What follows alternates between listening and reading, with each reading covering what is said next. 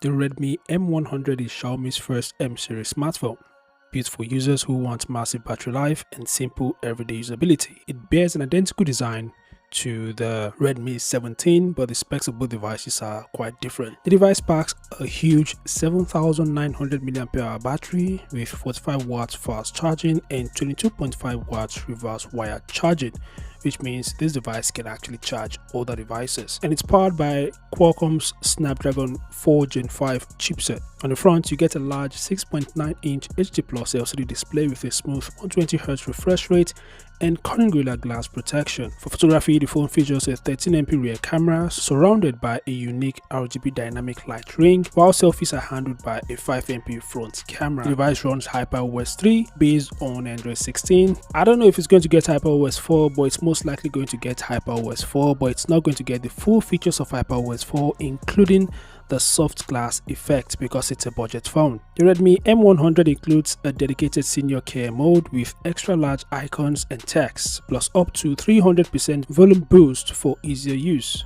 Other features includes a side-mounted fingerprint scanner, NFC, a 3.5mm headphone jack, and splash and dust resistance.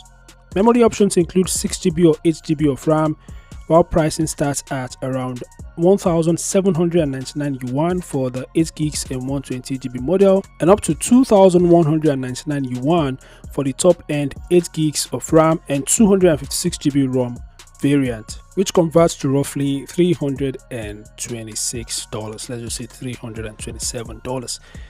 So these are the top specs of the Redmi M100. It is the first of the series, and of course we get to see more of the Redmi M models in the future.